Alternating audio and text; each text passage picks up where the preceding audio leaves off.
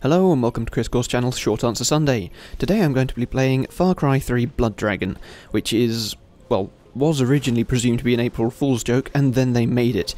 Basically it's the Far Cry 3 engine, and it's fairly like Far Cry 3 as a game, but it's set in an absurd cliched future where you are a cyber soldier, and there are blood dragons.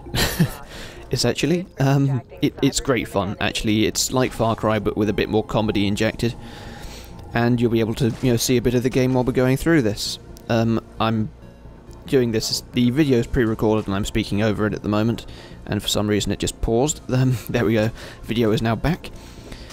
But yeah, so you'll be able to see some of the gameplay as I take over an outpost and fight one of the blood dragons, so yeah, look forward to that one. It's difficult, but it's made a bit easier by the fact I think it got stuck on a rock. But anyway, yeah, we will see what happens. So, on to the first question, which I've actually kind of posed by me because I want a chance to mention it. Why does your video quality now seem better than it used to in some games? The reason for that is basically I upgraded the setup slightly. I've got a better CPU cooler now, so I can overclock my CPU a little bit higher than it was before. And I just upgraded my graphics card from a couple of 2 or 3 year old cards in SLI to a shiny new AMD 7950. It's not a range-topping card or anything, but the idea is it's going to tide me over until next year when the 20nm GPUs come out and I can go upgrade mad and have no money for a year, basically, because they're going to be pretty awesome by all accounts. But yeah, the new card's giving me about 30% more performance than my old card did, and it can deal with anti-aliasing much better, because it's got 3 GB of VRAM instead of the 1 GB I was dealing with beforehand, which isn't really enough for the resolution I'm playing with in modern games. But it's also dropped my power consumption by about 25%, so I get more oomph with less heat and noise and less murder of my PSU, which is nice. This, by the way, is when I gave up on stealth, on account of not having a silenced weapon with me, so I just shot everyone with a shotgun. But yes, the result of all that stuff is I can now happily run games at all the top graphics settings and things, so things will be nice and crisp.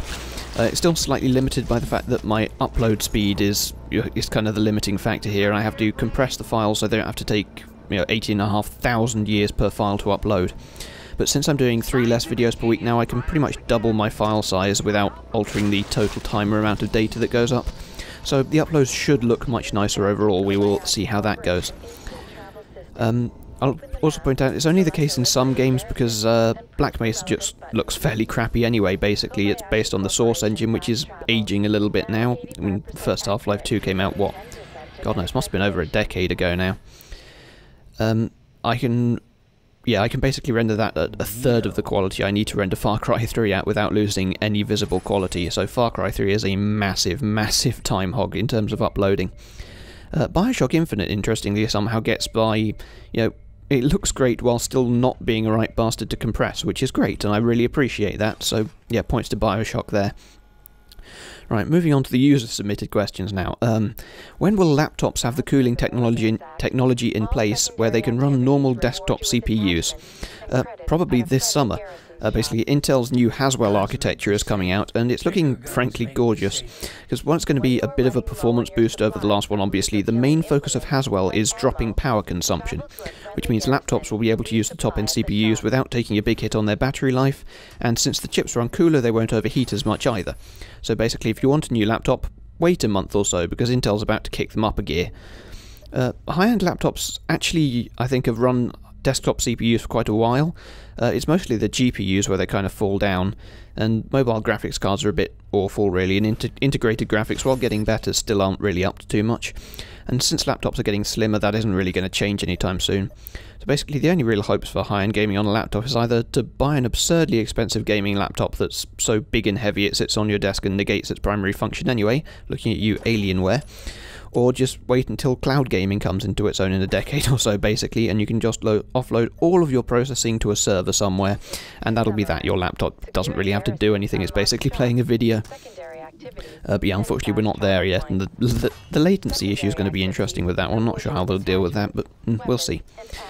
Number 3, what's this spacewalk that's going on at the ISS today? Basically, parts of the cooling system for the International Space Station use liquid ammonia to chill them down to their operating temperature. And it seems a bit counterintuitive to have to cool things down in space. But considering space, considering space is about minus 270 degrees Celsius, or about minus 450 if you're in Fahrenheit. I'm doing well at speaking today. But you have to remember that the station is in direct sunlight a lot of the time, without an atmosphere to help diffuse the energy coming at it. So without cooling, the station would be far too hot both for people to survive in and for most technology to actually function, which is why lots of the parts are cooled, in this case by liquid ammonia. And yesterday they noticed flakes of ammonia frozen flying away from the station, which sort of indicated the cooling system had a leak. And this system had a leak before, I think a year or so ago, and they fixed it. Not sure if it's the same one, but yeah, they've had issues like this in the past, though this one's worse, I believe, than the previous one was.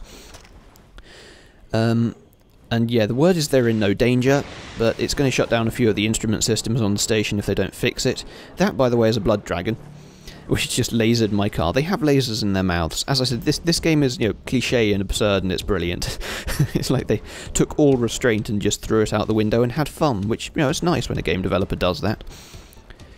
But yeah, they're rushing through the fastest spacewalk plan in history to get this thing fixed, and they're heading out to patch it up around now, I think, when I'm recording this.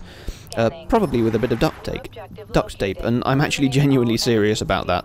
Lots of repairs on the station are done with fairly crude materials, because they can't get specialist parts shipped up all the time. They have lots of spares and things, but occasionally they need to bodge it.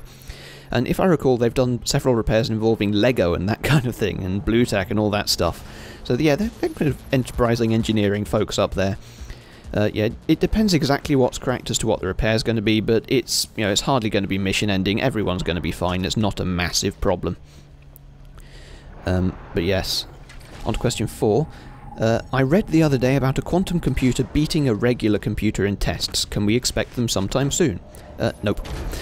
Quantum computers aren't even close to programmable yet. They're just very good at performing one particular repetitive task very quickly. And yes, this blood dragon is the one I'm going to fight, so yeah, keep an eye on the screen for the next few minutes. And you will get to see a blood dragon in exquisite close-up detail as I get murdered. But yeah, they're very good at one specific task, and that test was based on that task. It's basically like saying that Usain Bolt beat a marathon runner in a sprint. Because, it's probably true, but it only looks at a tiny and very biased part of the story. Because he beat him in that, but if you put Usain Bolt in a marathon, he wouldn't do as well as the marathon runner, because he specialises in sprints. Quantum computers in a practical and useful form are decades away. And there's plenty of exciting stuff yet to happen with conventional computing in the meantime, with things like 3D CPUs where you stack the transistors in 3 dimensions instead of 2 and that kind of thing. So yeah, don't rule out conventional computers yet. We've got a long time with them to go. Number 5. What's your opinion on drones? Drones are great. The way we use drones is kind of crappy. They're essentially the same kind of concept as autonomous cars. They're vehicles that drive themselves, and that was the laser, by the way. Yeah, vehicles that drive themselves, and they are inevitably the future. Humans are, on average, pretty crap at controlling vehicles. You only have to look at accident statistics worldwide to know that. And autonomous vehicles, whether they're cars, planes, boats, or anything else, have the potential to massively cut those accident rates, as well as freeing up time for people on journeys, who can do productive work or enjoy themselves watching a film or what have you. And it's generally improvement over what we have at the moment.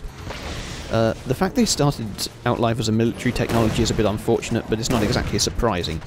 Lots of stuff we take for granted has its roots in military technology, and it eventually trickles down to civilian applications. The trend in the media to blame the drones when civilians are killed and things really kind of irks me, because it would be exactly the same outcome if the pilot was in the plane. It's the person who gives the order who's responsible, not the drone. I mean, they work pretty much flawlessly in terms of what they're supposed to do in the technology. Blame the humans, not the drone. It's giving them a bad reputation, and I find it extremely annoying. It's very unfortunate indeed. Yeah, have a quick pause here to have a close-up look at the blood dragon. It's basically a dinosaur with the laser in its mouth. As I said, over the top and absurd in the best possible way. And as I also said, I think it's stuck on that rock, which is why I haven't died 17,000 times in this encounter, because I'm playing through this on hard. Basically, this is about an hour into my own playthrough. I might do something on the channel with this game later on, because it's like Far Cry 3. I'm not sure. We will see. But yes, moving on to number 5. How about GM crops? They are absolutely necessary, basically. Conventional crops can't sustain us where our population is going. We're still growing far too fast as a species, and if I recall, we're predicted to level out at something like 12 billion people in the end, and you just can't feed that many people using normal crops with the land we have available. Not the arable land we have available, I should say. You know, from things like the locust plague that's currently going on in Madagascar that's ruining their crop, through to things like flooding and drought. Lots of stuff can wipe out food crops, and we desperately, absolutely need crops that have better odds of surviving to be harvested, that grow faster and grow larger. And that's the blood dragon dead. They explode quite dramatically.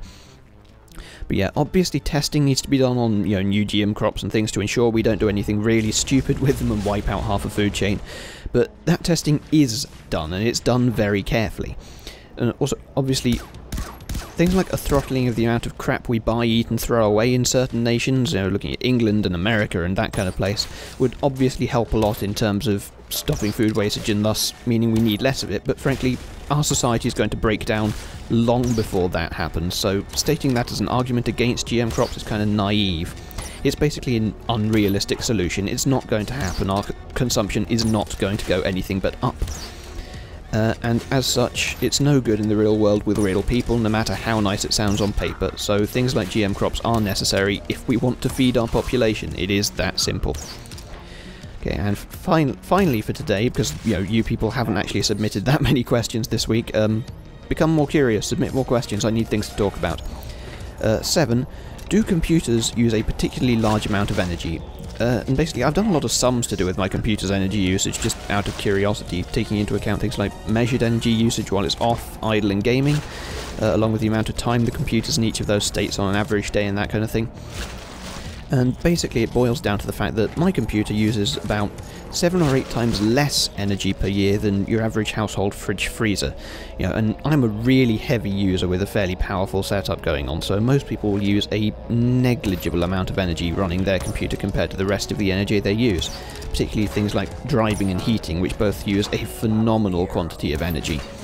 Particularly driving, because obviously you're accelerating a ton or two of car up to high velocity repetitively. That's an extremely energy intensive operation. Also, as I said, fridges and freezers use a lot, ovens use a vast amount of energy. If you're looking to save energy, a smaller fridge or freezer and a smaller oven would be a brilliant start, if you're not a large family who obviously uses them. Because lots of people who are just a couple and things have a massive fridge freezer and keep a lot of food in there at one time. Obviously you have to balance things like repetitive trips to the shops, because obviously that'll eventually use more energy and thus more money. But, don't keep more food around than you need to. And certainly buy a small oven if possible, because ovens are disgustingly wasteful devices and you are literally burning money, particularly with the one we have in this house, which I think is probably about the same age as me. In fact, before we had our boiler replaced earlier this year, that boiler was older than me. It had asbestos in it, to give you some idea of it, and then it broke, luckily, which massively slashed our energy bills, and we didn't have to pay for the replacement. So yeah, that was good. But anyway, anecdote aside, the answer is no, not really. Computers don't use a very large amount of energy, particularly not normal ones. Obviously lots of people watching this will be gamers, so they'll have slightly more powerful rigs, but normal computers, laptops, that kind of thing don't really use any noticeable amount, and it's not worth worrying about. You'll be paying 50 to 100 quid a year at absolute maximum, unless you've got a particularly powerful rig. So don't stress over it, don't fuss over it, you're fine. And as I say, that is it for the questions this week. Please submit questions for me to answer for next week.